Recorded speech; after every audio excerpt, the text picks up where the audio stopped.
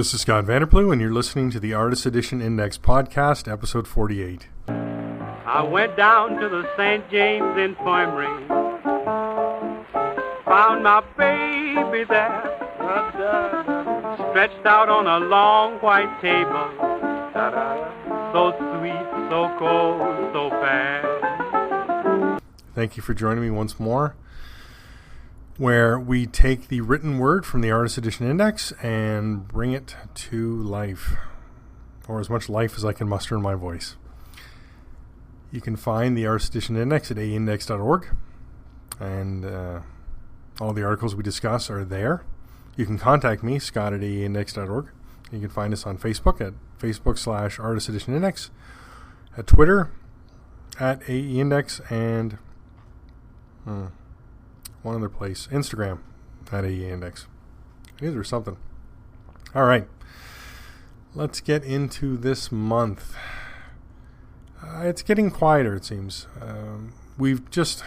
November saw the last AE format book to be released for the year of 2020, and that was Michael Golden's Micronauts Artist Edition. We won't see anything else this year. So that's a bit sad when we see the year wrap up like that. If we look at the year of what was published, and you can find that on the site. If we look at 2020, we see 6 books. So 6 books were published last year, 6 books this year. The big difference is in 2019, 4 of the 6 books were from IDW, 1 from Image and 1 from Hermes Press. And for 2020, we saw 2 books from IDW in the last 6 months of the year, 1 book from Graffiti Designs, 2 books from Fantagraphics, and 1 book from Wayne Allen Herald. So 2020 saw an equal number of releases from Fantagraphics and IDW in the AE format category. So there'll be some interesting voting. I'm working on December's poll and January's poll, because January's poll is the Scott Dunbier Awards, and December's poll is you'll see it soon enough. I'll give the listeners here a sneak preview. It's pick your favorite artist edition, and it's only artist editions. It's not artifact editions or any other publisher, because this is the 10th anniversary of the artist edition. First one being released in 2010. I'm trying to celebrate this year since IDW isn't celebrating it at all, and I've done that a few ways. One is there's been a new image posted to Instagram every day from the first book, so I think we're up to the 13th book. We're going to start the 14th book very soon, so we may even get to the 15th book by the end of the year. I don't think I'm going to carry that Instagram account on further with 1 photo a day. I'm not sure I see the return in the time invested. It's nice to have it. I may put some special things up or maybe put articles up, but since no links can be posted inside Instagram, people open it up, they see the picture, they like it, and that's it. So I'm not seeing a driving to the site from there. So it was well worth doing for the anniversary, but like I said, I won't continue on the photo a day work on Instagram. The feature of this month and this podcast, we'll be talking about the article I did, the Artist Edition at 10 years in the beginning. That was posted last week, and it's got some good hits. It's a history of the first 5 Artist Editions. We'll discuss that in a few minutes. All right, let's get to a few things before that. Let's talk about shipping changes. I don't think there has been any this month. Every book now, as I said, we're looking at 2021. Jack Kirby's Fantastic Four Artisan Edition is still scheduled for January 27th. That could move. We don't know. The Best of Vampirella Magazine Art Edition, I don't think that's really happening. I think Diamond just keeps moving it. We'll see, though. Jim Lee's X-Men Artist Edition has been moved to February 17th. That sounds pretty solid. John Romita's The Amazing Spider-Man Artisan Edition, that's a new Artisan Edition they announced. That's scheduled for March 17th. I hope that comes out. Every other one has seen a delay, so maybe that one won't see delay because of the advance listing. And then we have EC Covers Artist Edition, which was bumped all the way to June 23rd. As I say, none of these are really new dates. They've existing dates from previous months, or from last month at least. The shipping changes are, I check every day. Nothing's posted on the weekend, so it's a Monday to Friday kind of thing. And then I make the update on the site. All right. Let's Except for shipping changes. No solicitations this month. Solicitations came out, but there were no AE format books solicited. So I think that's just the way it goes. On the forum there, the Tap Talk forum, Scott Dunbier again reiterated that he's shooting for 4 AE format books a year from IDW. Now, that's the case last year, but this year only 2. Then we saw a lot of movement from books from this year getting moved to next year. And then we're still waiting for announcements of other books. We'll have to see what 2021 brings. Maybe the Fantastic Four. Maybe the Bernie Wright's and Frankenstein book will finally see a solicitation and not just a announcement. All right. That's about that. That's wow. When nothing new happens, I guess things really slow down. All right, let's look at sales numbers. Artist Edition out-of-print sales for October 2020. This is where I look at sales on eBay, try and track them to the most stable as for me as well. When I put the links up, they're affiliate links, so eBay affiliate links do quite well for me. Let's talk what sold last month on eBay. 2 copies of Alien, the Illustrated Story, the original art edition, for an average of $123.26. I mean, there's a book that languished undercover for years, and then it seems with COVID-19 and people being at home, I'm seeing a lot more online purchasing, and I think this year, I don't know if there's suddenly people realizing that these books are available, but we're seeing a price increase across the board. All right, Bernie Wright's an Artifact edition, first print, 1 copy sold for $125, cover price. So there you go, disprove my theory immediately. And 1 copy of the second print sold for $119.95. 1 copy of Best of EC Comics Volume 1 sold for $99. Wow, another well undercover. It was $125 cover when it came out in July 10th of 2013. Somebody got a good deal for $99. All right, 2 copies of Bill Sienkiewicz's Mutants and Moon Knights and Assassins Artifact Edition, averaging $220.60. There's a book that I think we're just going to see continue to climb. That may be up there, staying as one of the highest books as David Mazzucchelli's Daredevil Morning and Artist Edition, which is further down our list, but 2 copies of that sold for $214.97 average. Interesting. All right, I'm skipping ahead there. Dave Cockrum's X-Men Artifact Edition, 2 copies sold for an average of $163.82. 1 copy of Dave Stevens' The Rocketeer Artist Edition sold for $175 the first print, and 1 copy of the second print sold for $166.03. 2 copies of ElfQuest Gallery Edition sold for an average of $92.49. 1 copy of Frank Cho's Savage Wolverine sold for $100. 3 copies of Gil Kane's Amazing Spider-Man sold for an average of $108.93. 2 copies of Jack Davis's EC Stories for an average of $184.48. 2 copies of Jack Kirby's Fantastic Four Artist Edition sold for an average of $139.23, and 1 copy of Jack Kirby's Fantastic Four: The World's Greatest Artist Edition, that's the twice up one, sold for $100. 4 copies of Jack Kirby's Marvel Heroes and Monsters Artist Edition sold for an average of $170.90.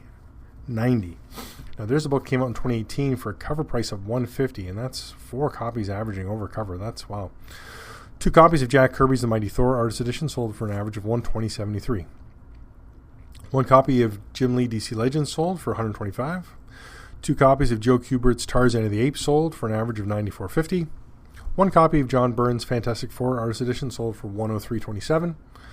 2 copies of John Byrne's X-Men Artifact Edition sold for an average of $289.95. I don't know what's going on there. It's just a desire for a Christmas gift? I don't know. 2 copies of John Romita's Amazing Spider-Man Artist Edition sold for an average of $143.52. We'll have to watch that in the coming months with the with the Artisan Edition announced. I wonder if we'll see sales on that go down.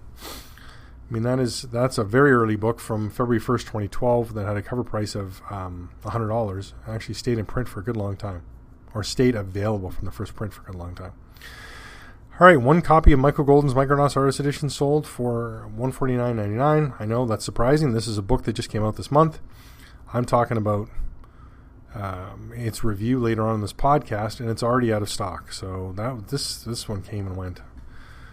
So that's 1 copy sold before it was released in October. All right, 3 copies of P.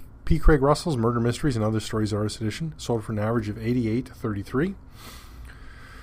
2 copies of P. Craig Russell's Strange Dreams Artist Edition sold for an average of $126.96.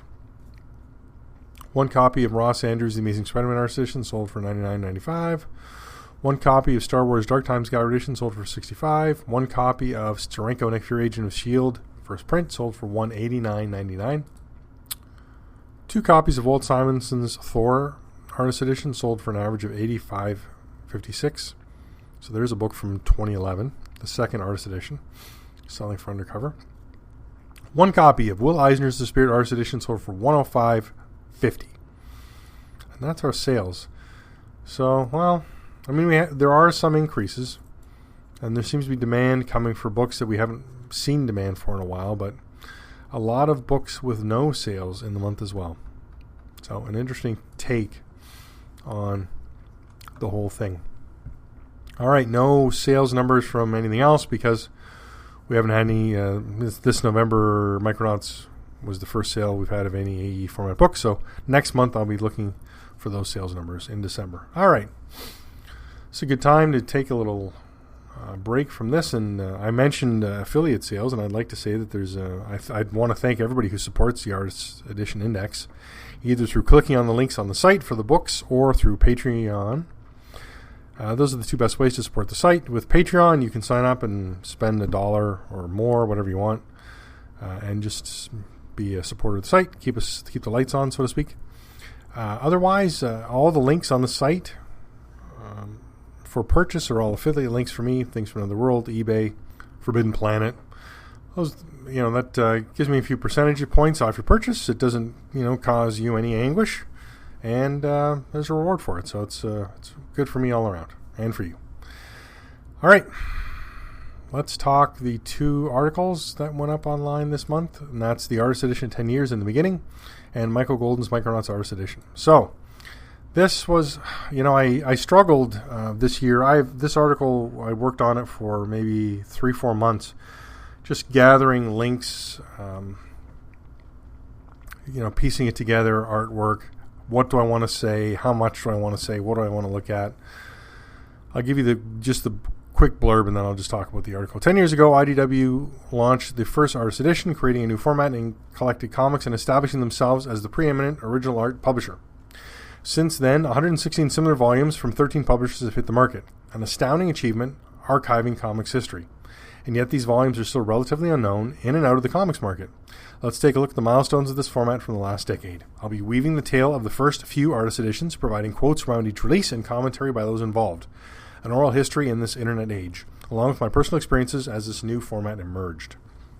I wanted to, piece it together from quotes.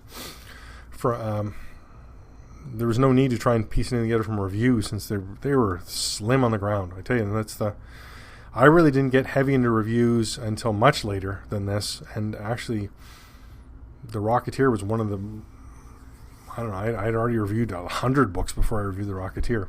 It was just so far back that I never went back and, did it. But the article's well worth reading. I cover the 5 first Artist Editions that were released. That's The Rocketeer in 2010, announced in 2010. Walter Simonson's The Mighty Thor, announced in 2011, released in 2011, and then 3 more books announced in 2011, and that was Wally Wood's EC Stories, John Romita's The Amazing Spider-Man, and Will Eisner's The Spirit. Now, there's some interesting things there. I also talked about any variants they did, which were quite a few, the remarks, which there were 2 of, signed editions. There's a lot going on with these early books. They were really, it's well worth reading the whole article. But it's interesting with The Rocketeer, it was announced that it was going to be only available through IDW. I remember I immediately put my order in on the website, and then a little bit later it was announced that it would be available through comic stores, so I canceled my online order. And then we saw, that was a year when that was announced in March, and then we saw a year go by, and then we saw the next one announced. And I thought, is this going to be an annual thing? And then, it was announced, the Simonson Thor was announced at WonderCon, which is early in the year. And then, by San Diego, they had 3 more books announced. And then later, in 2012, we saw a lot more books, and that was sort of things were really rolling. And then, at one point it got to, we were in 2015, IDW released 13 AE format books. I mean, it was just steamrolling. There was no stopping it. And then, we got to 2019 and it was down to 4 books. And then we got to 2020 and it's 2 books from IDW, and things have really changed. I mean, there's a lot of books, right? There's no question. To date, there's been 63 artist editions, including this last one, the Michael Golden's Micronauts. And then we see the artifact editions, we see artisan editions. So it's a good, healthy number of books. And we hope it will continue. But, it's hard to say. Numbers are dropping, right? So other publishers have come in and, they've made some output, but kept it rather limited. Dark Horse was probably the big leader there for a while. They were really pushing books out, and then that really tapered off. And then we saw Graffiti Designs pick it up and have a decent amount of output, and now they've the book they had announced, or they actually hadn't announced it, but they told me that it was coming out. That's been delayed to 2021. There's no point in even pushing for it further. We have to wait and see. DC's all over the place. The shakeups going on there. First, IDW, DC was not allowing IDW to do any more artist editions, and now I don't even know if they're allowing any publisher to do. That's Graffiti Designs. Most of their books, all except one, are from DC. I'm wondering if that's a delay, or if they're just maybe, what the existing contract shows, how many books they still have left. Well, worth looking at as the future brings, but as a consumer, all we can do is hope. But as I say, well worth reading the article. I had a lot of quotes. And I give some feedback, but as well to the quotes, and my own limited recollections of that time period. But like I said, it's interesting to see how much was written about these books, and even interviews Scott Dunbier was doing at the time, and then, but as I say, how few reviews there actually were. And as it continues today, still it feels like when you see a review, half the review is spent talking about what an artist edition is. And then they cover some material, and then, maybe we'll see an image of the book interior, but very awfully not. It's an interesting quote from the article I just wanted to mention from Walter Simons, and he said this in 2011. He said, "I do think that the general idea of publishing facsimile editions is something that's going to be a little tough to do on a broad scale. You'll have to kind of pick and choose, and you'd have to see what was available." And isn't that really sum up the entire AE format? Who's got artwork? Where is it available? Can you collect it? And is a publisher willing to let you do it? That seems to be, really the bulk of the material is Marvel and DC, right? So, and Marvel and DC don't seem interested in doing these kind of books themselves. So that means they have to let other publishers do it. Marvel and IDW seem to have a very strong relationship. So that's nice to see. But again, we'll see what the future holds. All right. My other article this month is a review, and that is Michael Golden's Micronauts Artist Edition. It was released on November 4th. Let me give you the blurb. Michael Golden is regarded as one of the masters of comic art, and his long out-of-print Micronauts is regarded as the holy grail among his many legions of fans. Now, through special arrangement with Marvel Comics and Hasbro, IDW is proud to present Golden's Micronauts work in the multi-Eisner Award-winning Artist Edition format. This gorgeous edition, prepared with full cooperation of Michael Golden, will feature 6 complete issues, Micronauts 3, 7, 8, 9, 11, and 12, plus an incredible gallery section crammed full of story pages, something from each issue drawn by Golden, covers, pin-ups, and more, over 60 pages worth, making this the one book no Michael Golden fan can afford to miss. 12 by 17 inches, 184 pages, $150. This is the first price increase IDW's done on this size in quite a few years. Right, in 2010 and 11, we saw the 12 by 17 format size at 100. Then it went to 125, and it stayed there since 2013. And now we see a price increase of 175. So we should expect books larger than this going forward to be 175. So those are the new price points for IDW. Other publishers are already actually either at that or beyond that. So I guess it's just time for IDW to catch up. All right, I didn't put this in the article because I don't put disclaimers like this, but I don't like Micronauts, and this book didn't change my mind. This is earlier Golden artwork. If you're familiar with, I came to Golden with the NAM and the DC, some DC stuff and some other things, Marvel Fanfare. So this is pre that work to me. He's still establishing his style. The artwork is quite nice. It's, as any artist edition, you will get some insights into the artist and the technique used, and original art is gorgeous. But, this material is just not for me. I did find I don't know if it's they switch printers. Let me go to the top here and see what they mentioned about where it's printed. Printed in China. I found the binding was a bit tight. Now only where the signatures were glued together. Now the signature is a collection of paper. Books are put together. How many sheets of paper? They're folded in half, sewn in the middle, and then those are all put together, bound, and that's how a book is put together. So I found where the signatures meet, there's glue, and I found the glue is a bit aggressive on this volume, and pages wouldn't lay flat, or I had to actually hold them open where the signatures met. What's nice about this is the wealth of ancillary material, or the gallery section. There's a lot of stuff here, and it's funny how original art and color come together, because I really do like black and white art. I love the look of original art, but when you see something and you see where original color's been applied by the artist or something, it always pops. It always stands out. And this book's got some interesting color techniques where the artist had color overlays that he wanted to employ. Let me give you the production note that's in the book here. Just some background. Several pages in this book have color holds, also known as surprints, a process in which the artist draws images on separate sheets, usually vellum, and the line art is then converted to specific colors for effect in the finished comic. In this book, we have scanned the available overlays, at times more than one per page, and digitally incorporated them into the final art, mimicking the colors as originally printed. So you see some pages, and then you'll see there's blues and yellows and greens and things. And it's interesting when you look at this. I think IDW did the right thing here, and we've seen it other times when digital production is added into this original, very analog art that was produced. I'm talking about maybe Frank Cho's Savage Wolverine, where the word balloons were added digitally. Graffiti Designs has done this several times, and I've always appreciated it. I like to be able to read this as a comic, and then go back and read. If you want to, then you can read the other material as it was published.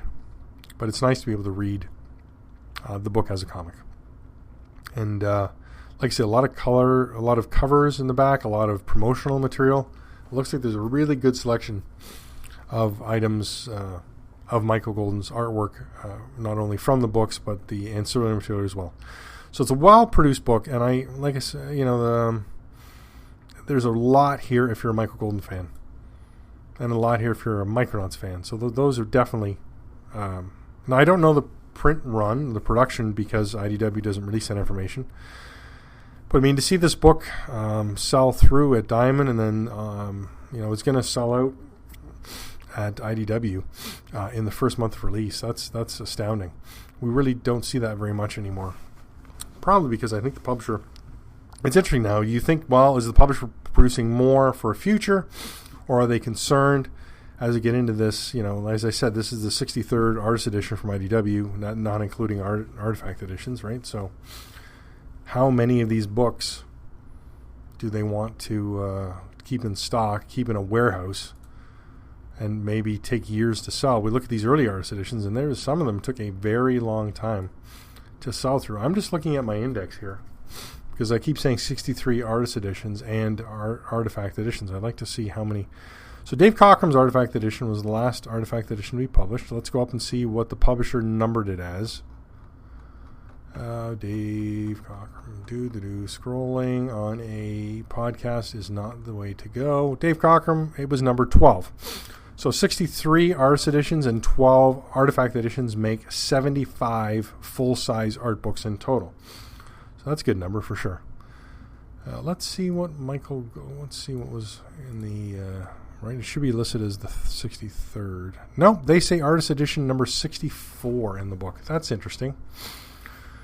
So that means this jumped one of the other books, right? Are they still giving a number, assigning a number to, say, Don Rosa's Volume 2 that we haven't seen yet? Let's go back. Let's go back and check another review then. All right, so we've had a bunch of Artifact editions this year. So Dave Cockrum we had, and then last year we had Burns Artifact edition.